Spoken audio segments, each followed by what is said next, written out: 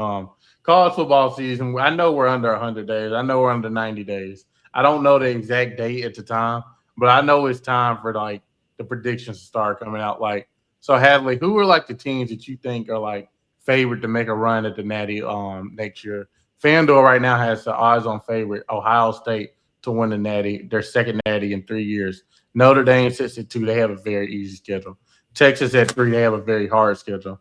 Indiana at four, Oregon at five, Georgia at six, Miami at seven, Texas A&M at eight, LSU at nine, Ole Miss at 10, Bama at 11, Texas Tech at 12. Who do you think is the favorite to win the college football national championship, or who do you think should be the favorite? If I had to bet on a conference to win the national championship, I would definitely bet on the Big Ten because there's three schools you just mentioned, Oregon, Indiana, and Ohio State. I think all have great odds to win the national championship game. I think they've all got really talented rosters. I wouldn't be surprised to see Indiana repeat. But if I had to pick a team right now just to win the national championship, I would pick Miami. So Mm. I don't know if you remember 2015 Clemson, Deshaun Watson and Clemson, they get to the national championship game. It's, I think, just the second time in school history, and they lose a close game to Alabama. The very next year, they come back and beat Alabama to win the national championship game. In 2022, Michigan makes the playoff, and they lose in the semifinals to TCU. The very next year, they come back and win the national championship game. This past season, Miami, which had a really talented roster, they dropped a couple of games in the season they should not have lost to Louisville and to SMU. But they make the playoff, and they make it to the national championship game. And with a minute to go in the game, they still have a chance to win that game. I'm definitely getting 2015, 2016 Clemson, 2022, 2023 Michigan vibes and feel from this Miami team. I think they're going to be even better at quarterback with Darian Mensah there. Yeah. And you remember going into last season, all the talk around Carson Beck, so much of it was about his personal life and off the field stuff. You're not hearing any, not that that's his fault or anything, but you're not hearing any of that type of talk off the field. I think roster-wise, I think they're going to be even better than they were last year. So I've just got a good gut feeling about Miami heading into this season. Yeah, I'm looking at their schedule now. They play Stanford, FAMU, Wake Forest, Central Michigan, Clemson, Florida State, Pitt, North Carolina, Notre Dame, Duke, Virginia Tech, Boston College. Like, they don't have like a crazy hard schedule. Like, it's definitely doable for them to win that conference, probably go around 11-1 ish, and definitely get to the playoffs. That Notre Dame game is going to really tell us a lot because a lot of people are very high on CJ Carr. So I feel like the Notre Dame game is going to tell us a lot because they go to Notre Dame, if I'm not that game's in mistaken. South Bend. So I feel like that game can tell us a lot, but it's in November, so we're gonna have a while unless I don't put any stock into Clemson and Florida State this year. So I feel like that'll really be like Miami's biggest test of the season when they play Notre Dame. So I really like that. I haven't heard that this all season, but I can definitely get behind that. Darian Mensah, Malachi Tony. Now they did lose two talented edge rushers, but they did get the talented edge rusher from Missouri. Yeah, Damian Wilson. He's a talented edge rusher, but I don't know if he'll be like Ruben Bain and Keen and Mesidor. I don't know if he'll be the impact of them, but he's definitely a great defensive end that could definitely help in that pass rush. But I like that though. I'm definitely gonna look into that a little more. But I feel like who should win it. I don't know if they will win it. I'm gonna say Texas. Like, I feel like it's put up or shut up time for them. Like, you see stuff with Steve Sarkisian. He's going back and forth with well, they're not going back and forth, but he called out Texas Tech, a team in his own state. They're playing games online saying if we had their schedule, we would go undefeated. Now he's right. They probably would, but he said with their twos or threes, like that's when it's starting to get disrespectful. Now, like they wanted to leave the Big 12. Let's remember that. They were in the same conference as Texas Tech. They could have stayed. We know why they left, money reasons. So Texas has a very hard schedule, but they have a very loaded roster. It all starts with Arch Manning. He has two NFL receivers on the outside. Cam Coleman he's an alien. He's a freak. I mean, he's an all-around receiver. I feel like a lot of people feel like Jeremiah Smith's the best receiver in the country, which he is. But Cam Coleman isn't too far off. Like he's just a special human being that can do a lot of things. You have Colin Simmons back on the defense. He's just spectacular. Like Texas just has so much talent. I feel like it's just put up or shut up time for them. And I just feel like at least, like I said this on a couple shows, like they at least have to make a Final Four, right? But I feel like they should be the favorites to win a Natty, just because like all the talent they have on their roster. Like, what do you think about that? No, I would agree with that. If there's a team that you're going to say, quote, should win the national championship game, it definitely feels like it's Texas's time to and Sark's time really to get it done down there. I think there's probably three teams where the coaches, the fan base, there's kind of that argument that, yeah, now's the year to get it done. Definitely think Texas, but also Miami and Oregon too, Dan Landing. Now, I think all three of those programs are going to win a national championship at some point over the next decade. The question is, when do they finally get it done? But I think with Texas, what's got me so intrigued about their schedule, yes, you get Ohio State, you're going to have, which is going to be a tough game, but is the SEC going to be another bloodbath? Are there going to be a lot of 10-2s, 9-3s, 8-4 records in this conference? And does Texas, do they just trip up a time or two and end up with a couple of losses that maybe they shouldn't have? But again, with the 12-team playoff, we've seen teams like Ohio State, like Miami, that have had a couple of losses on their record, rev up the engines and just go into buzzsaw mode during the playoffs. It definitely feels like Texas is probably a team that has that type of potential. And I wouldn't be surprised at all if they make the semifinals, the national championship game, and win it all. Yeah, they have a very hard schedule. After they play Ohio State and they play UTSA, they got to play at Tennessee. They had to play Oklahoma. They had to play a motivated Florida team with John Summerall. They play Ole Miss with Kejuan Lacey and Trinidad Chambers. They play Mississippi State. You play Missouri. Then you go to Death Valley at LSU. You play Arkansas. Then you go to at Texas A&M to end the season.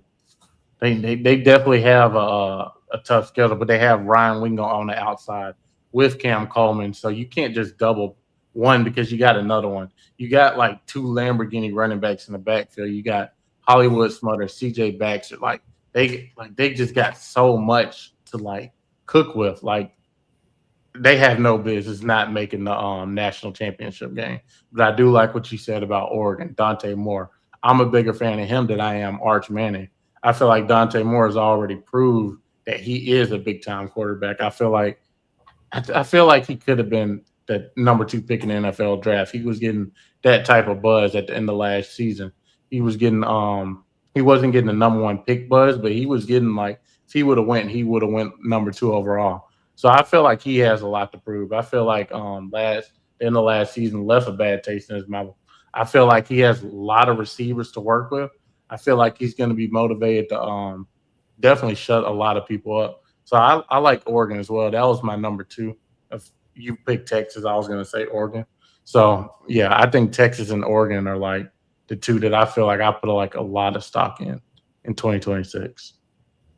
What about somebody who maybe has odds outside the top 10 to win the national championship? Do you have a sleeper or an underdog favorite? Somebody maybe we don't expect? Yeah, I see like Ole Miss around that 10-ish mark. I just can't put my name on it because of a new head coach, Pete Golden. He's never been a head coach before. And when he was at Alabama, he was a DC. Alabama sort of like ran him out.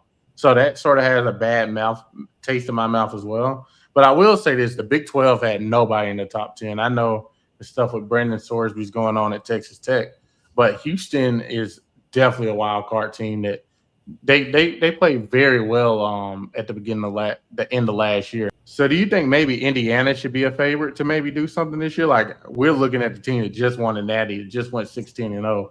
Like they just got Josh Hoover from TCU, one of the top quarterbacks in the portal. They got some good guys from the portal as well. the receiver from Michigan State, he's a freak on the outside.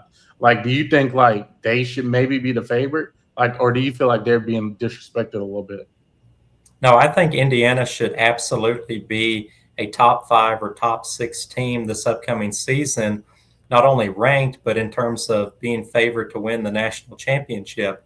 I really like this guy, Josh Hoover, that they got, the TCU transfer.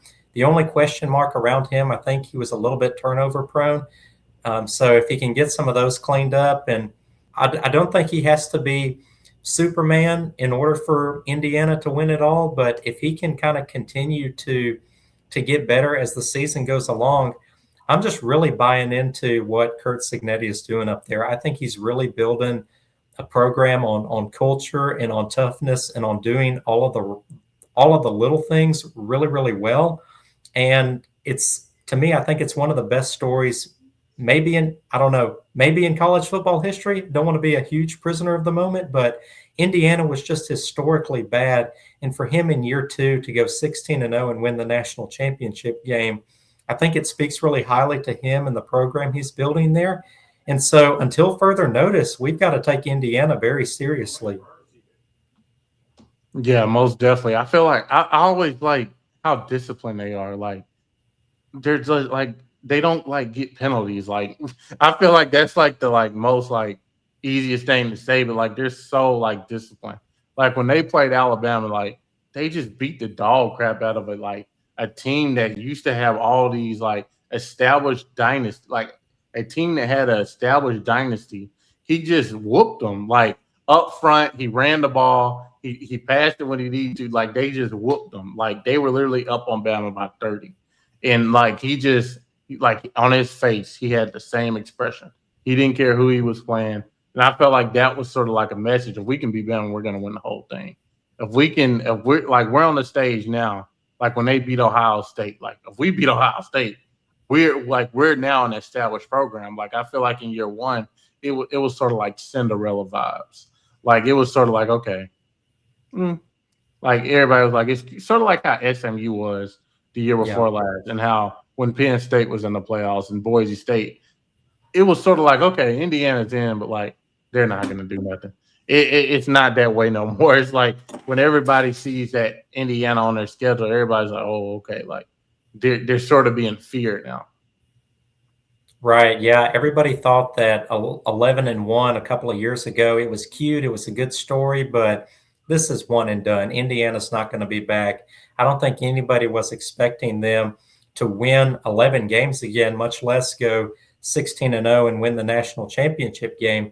And a big part of the story that's kind of been overlooked, I feel like, is Fernando Mendoza. He felt like throughout the regular season, like just another guy. I mean, he had the big moment against Penn State, but I thought he actually played his best football after winning the Heisman Trophy and after winning the Big Ten. So he showed that he's still got a higher ceiling, that he can still play even better football. And that has to make you feel really good if you're a Hoosier fan, because you know that right now you just need Josh Hoover to be serviceable for you, that he could go September, October, November, just not playing not to lose, but just doing all the little things really well, not turning the ball over, being a good serviceable quarterback.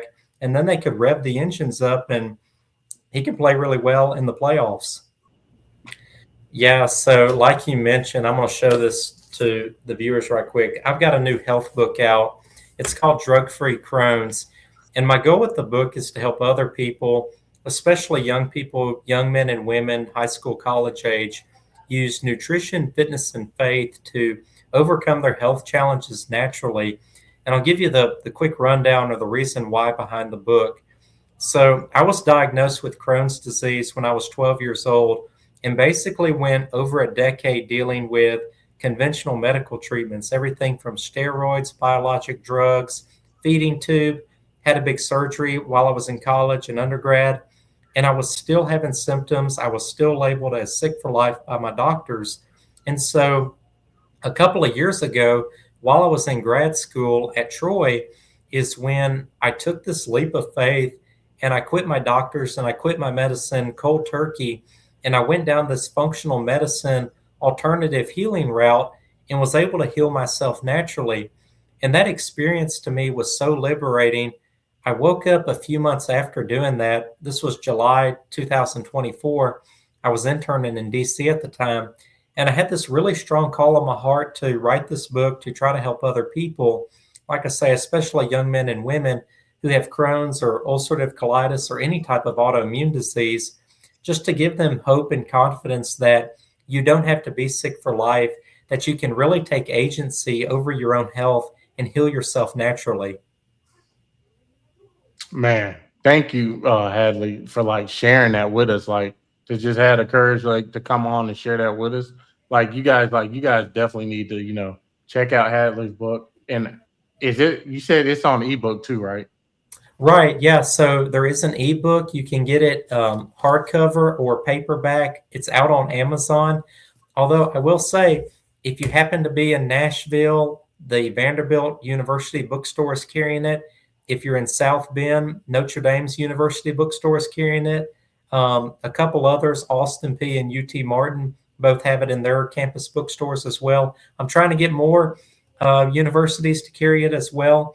I'll be talking in the fall at Ole Miss, Mississippi State, Coastal Carolina about it, trying to get more schools lined up. But yeah, it would mean a lot if y'all go out and check it out.